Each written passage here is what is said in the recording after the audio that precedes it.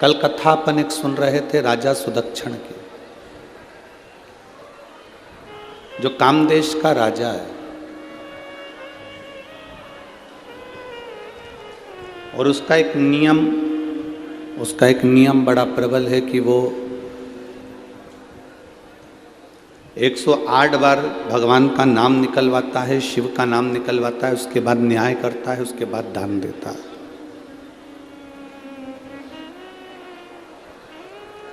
कल अपन ने कथा सुनी थी राजा सुदक्षण की कि एक राजा का कर्तव्य कैसा होना चाहिए, और उस कर्तव्य के अनुसार फिर फल मीठा उसको खाने को मिला। और जैसे ही उसने अपना व्यवहार बिगाड़ा, जैसे ही उसने अपना कर्तव्य बिगाड़ा, अपना व्यवहार बिगाड़ा, तो फल कड़वा हो गया, फल खट्टा हो गया, फिर फल कड़वा हो गया, फल खट्टा हो गया।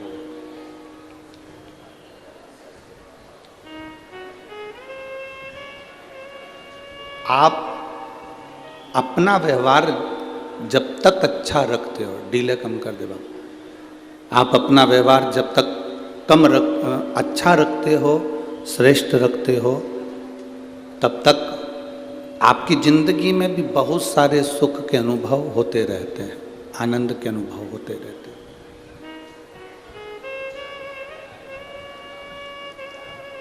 और जैसे ही आपका व्यवहार, आपका कर्म बेकार होने लगता है कि आपको दुख भोगना ही पड़ता है।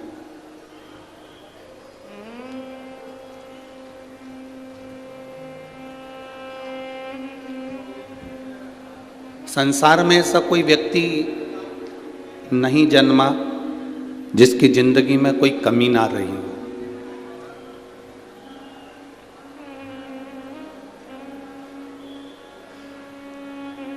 और संसार तो संसार जाने दो, ऐसे कई लोग हैं जिसको कुछ ना कुछ कमी जिंदगी में रहती है।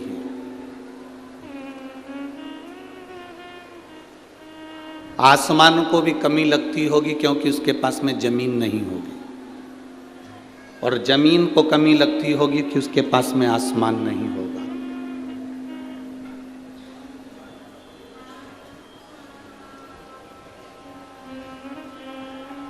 भगवान नींद जब देता है तो अच्छा डनलप का गद्दा नहीं देता। एक साधारण सी दरी पर, एक गोदड़ी पर, एक साधारण सी जगह पर आप सो जाते हो और आपको नींद आ जाती है जब आपकी गरीब परिस्थिति, साधारण परिस्थिति, एकदम साधारण सा जीवन जब आप जी रहे थे, उस समय पर आप एक गोदड़ी बिछाकर, एक गादी बिछाकर, एक दरी बिछाकर सो जाते थे तो आपको नींद अच्छी आ जाती थी। बोलो जी जी, सही बात है कि गलत है? अब जब आपका खुद का कमरा बन गया, खुद का रूम बन गया, रूम में पलंग बन गया, डनलप का गद्दा लग गया, ये वाले बक्स से चल रहा है, सुनिए आके।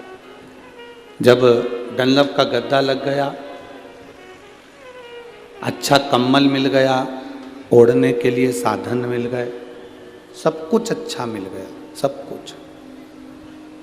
और जब सब कुछ अच्छा मिल गया तब भगवान ने नींद वापिस ले ली। जब नींद है तब हमारे पास में गादी नहीं है।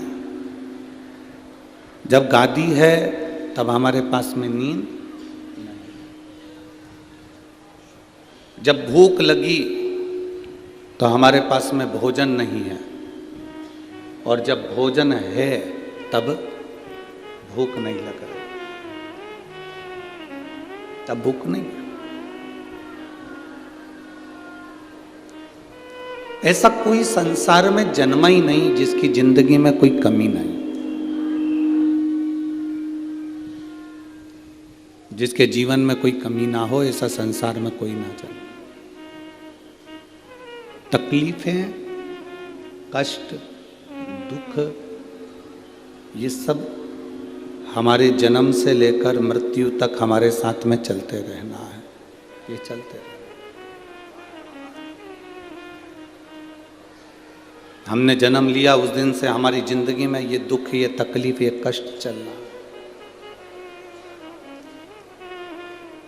अब जब हमारी जिंदगी में ये दुख, ये तकलीफ, ये कष्ट सब चलना है, तो फिर हम रोकर अपनी जिंदगी क्यों निकालें?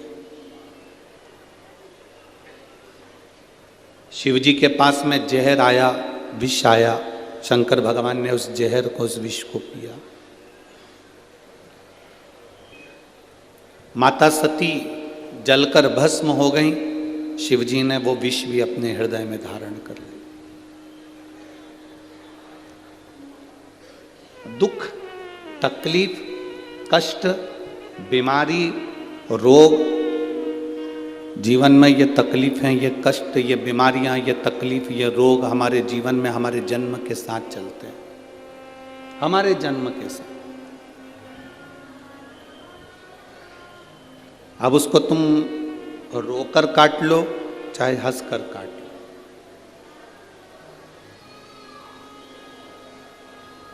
और तुम्हारे दुख को, तुम्हारी तकलीफों को, तुम्हारे कष्ट को कोई दूसरा नहीं काट सकता।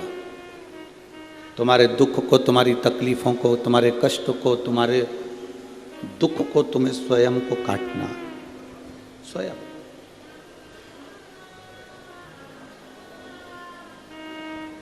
कोई दूसरा तुम्हारे दुख नहीं काटने वाला है, कोई दूसरा तुम्हारे कष्ट नहीं काटने वाला है। काटोगे तुम स्वयं, स्वयं।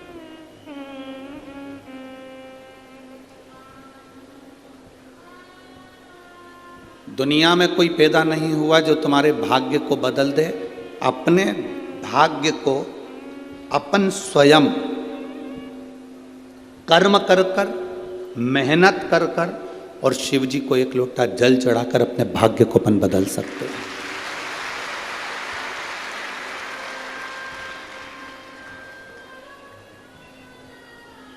आपको स्वयं मेहनत करना पड़ेगा, आपको स्वयं कर्म करना पड़ेगा।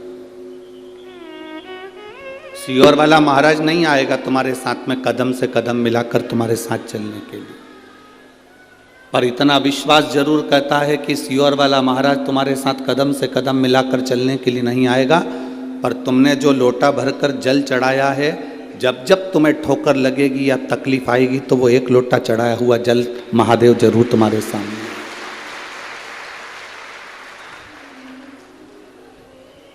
अच्छा एक बात बताओ, किसी पेड़ में तुम पानी देते रहो, देते रहो, देते रहो, पेड़ बड़ा हो जाएगा, तो उसकी छाया जब तुम्हें मिलेगी तो तुम प्रसन्न होगे कि नहीं होगे? अच्छा लगेगा ना तुमको कि वृक्ष की छाया हमको मिल रही है। हमने इस पेड़ में हमने पानी दिया था, इस वृक्ष में हमने पानी दिया था, इस वृक्ष के अंतर्गत हम पानी डाले थे, तो हमको ये छाया मिल रही है, हमको ये छांव प्राप्त हो रही है। कोई फलदार वृक्ष होगा तो आप उसमें पानी डालते रहे तो वो आपको फल दे देगा। फलदार वृक्ष फल दे देता है, वृक्ष के नीचे पानी डाला तो वो छाया दे देता है। उसी तरह जब हम देवाधिदेव महादेव को एक लोटा जल समर्पित करते हैं, जैसे पेड़ में डाला हुआ पानी तुम्हें वृक्ष बनकर छाया देता है, पेड़ में डाला हुआ पानी फल के रूप में तुम्हें प्राप्त होता है, तो वृक्ष हो चाहे संसार में तुमने जहाँ कुछ दिया है, तुम्हें वहाँ से कुछ ना कुछ मिला है। देवाधिदेव महादेव को आपने एक लोटा जल दिया है, तो महादेव ने भी आपकी विपदा की घड़ी को काट दिया। सारी समस्या का